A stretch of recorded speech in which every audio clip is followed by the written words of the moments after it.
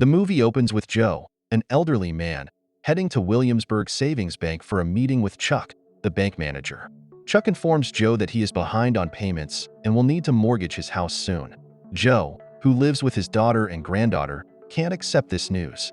Suddenly, a group of robbers bursts into the bank and starts a heist. Remaining calm, they instruct everyone to lie down and stay quiet. Chuck makes some noise, catching the attention of the gang's leader, who enters the room where Chuck and Joe are. The leader calms Joe after learning about his financial struggles, which are due to the bank's actions. Joe notices the leader has a Mongol warrior tattoo on his neck. Moments later, the robbers flee with bags of cash. Next, we see Joe at the police station, where he tells FBI agent Hamer about the tattoo he saw on the robber. Joe suggests that Hamer could identify the robber by the tattoo and implies he should watch crime shows like Law and Order. Hamer explains that real-life crime solving takes much longer than a one-hour TV show. Later, Joe's family takes him home. When Joe recounts the bank robbery to his granddaughter, she is fascinated and thinks it was exciting to be involved in a heist. But her mother soon cuts her off, thinking there's nothing impressive about it. The next day, he meets up with his two old friends, Albert and Willie. They quickly hear about the bank robbery from a newspaper. Albert comments that the only loser in the robbery is the insurance company and believes they'll never catch the thieves. Joe, sounding fascinated, tells his friends how the robbers were incredibly fast and skilled. Later, Willie shows Joe an envelope containing pension debt notices that all three of them received from their company, Wexler's Steel.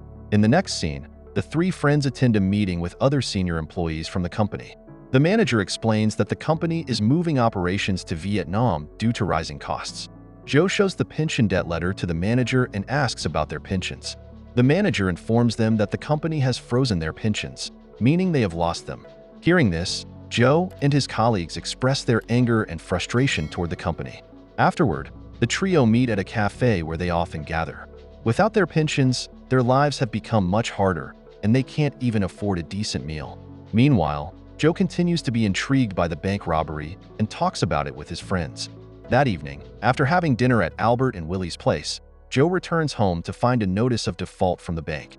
He is shocked to learn that he will lose his home in 30 days, making both him and his daughter and granddaughter homeless.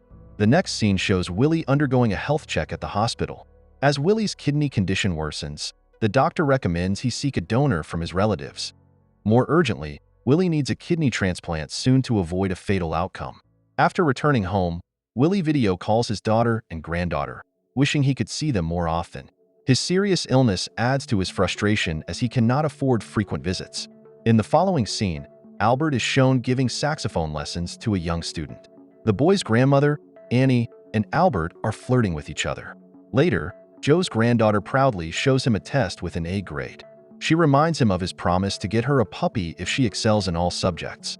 The next day, the group gathers again to celebrate Willie's birthday alongside other seniors at their residence. Albert gifts Willie a wristwatch featuring his granddaughter's photo. Joe then proposes a bank robbery plan to Willie and Albert. Both are initially shocked, but Joe explains that the bank is repossessing his home. He argues that the financial system is ruining the country and shattering dreams. Joe insists on taking action and mentions that, at worst, they would end up in jail, where life might even be better. That night, after giving it a lot of thought, Willie calls Joe and agrees to participate in the bank robbery plan, explaining that he wants to be able to see his family more often. When Joe asks Albert to join, Albert rejects the idea. The next day, Albert drives Joe and Willie to a supermarket to buy chicken cordon bleu. While Albert waits outside, Joe and Willie enter the store and begin stealing items. Worried about them, Albert follows them inside and runs into Annie, who works there. Soon after, Joe and Willie successfully steal some items and escape, but a security guard notices and pursues them. Joe steals an old woman's shopping basket, and he and Willie drive off while Albert gets caught by another security guard. As Joe and Willie speed away, they nearly collide with a bus and end up being caught as well. After their release from the grocery store, Albert, feeling ashamed of his friends, drives off, leaving Joe and Willie behind. To devise a better plan, Joe decides to seek help from Murphy, his ex-son-in-law. Joe asks Murphy to find a criminal who can offer them advice for the bank heist. Meanwhile, Albert returns to the grocery store and encounters Annie again. They soon have a pleasant time at Annie's house. Later, Albert arrives at a cafe and makes amends with his friends. Upon reading some news in the paper, The trio discovers that their steel company intends to use their retirement savings to pay utility bills.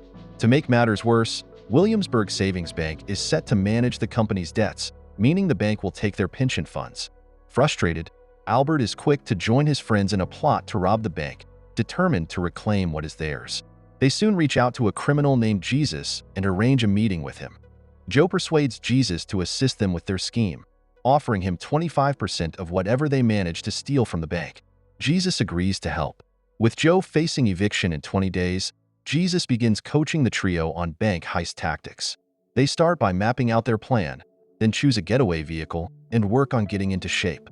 The most important step is establishing a solid alibi, which they plan to set during their lodge's carnival. 20 days later, it's time for the heist.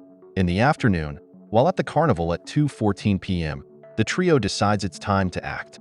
By 2:30 p.m., Willie drives a bus to take them to the bank. The robbery proceeds exactly as they had planned. As Albert sets the timer and brandishes a gun to keep everyone in the bank under control, Joe and Willie head to the clerks and empty out the cash. Everything goes smoothly until a young girl offers Willie a doll. Willie approaches the girl to reassure her, but in that moment, a clerk seizes the chance and alerts the police. When Willie sits down to check on the little girl, he suddenly collapses. After a while, as he starts to recover, the girl partially removes his mask and notices the watch he wears, with a picture of his granddaughter on it. Soon after, as Joe and Albert help Willie up, Chuck grabs the gun and demands they return the money. However, he misses when he tries to shoot at them. Joe then draws his gun and fires relentlessly in Chuck's direction, leaving Chuck terrified and screaming hysterically. Eventually, the trio escapes in a truck with $2.3 million. That evening, they celebrate at a fancy restaurant where Albert plays the saxophone. The celebration ends quickly, and on the way home, Willie passes out due to kidney failure.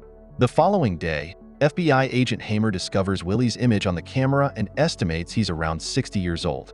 Meanwhile, Albert and Joe take Willie to the hospital and learn about his urgent need for a kidney transplant. At the same time, Hamer visits the grocery store, where the manager shows him footage of Albert captured by surveillance cameras. Hamer notices the similarities between the figures in both videos. The next day, cops show up at Albert's door, and shortly after, they also locate Willie and Joe, arresting them on suspicion. During Hamer's interrogation, the trio stick to their rehearsed alibis. Flashing back to the previous day, Joe swaps hats with someone in the ticket room and sneaks out successfully. Willie changes his disguise at a haunted house and escapes, while Albert exits a public toilet and quickly boards a bus. Afterward, the trio stops by Jesus for money laundering. To identify the suspects, Hamer arranges a police lineup with the trio and other potential suspects, using a child witness to pick out Willie. As she strolls by, carefully examining each person, she notices the watch on Willie's wrist but declines to identify him, leaving Hamer without an answer.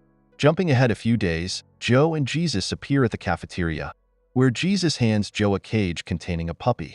To Joe's surprise, Jesus reveals himself as the mastermind behind the robbery Joe witnessed, giving him $2.3 million and refusing to accept the money back. Jesus also discloses that the tattoo Joe saw was just temporary to deceive the police.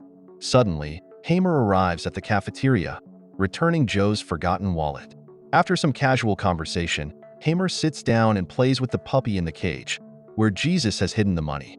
Their chat is interrupted when the puppy nips Hamer's finger. Joe calmly takes the cage and leaves with Jesus and Hamer. Later, the trio sends a suitcase full of cash to assist their friends, co-workers, and lodge members. Days later, Albert donates his kidney to Willie. In the movie's conclusion, Albert and Annie tie the knot, and the trio celebrates their newfound wealth. Don't forget to subscribe and turn on the notification bell if you want to watch more videos like this. Thank you for watching and see you again soon. Take care.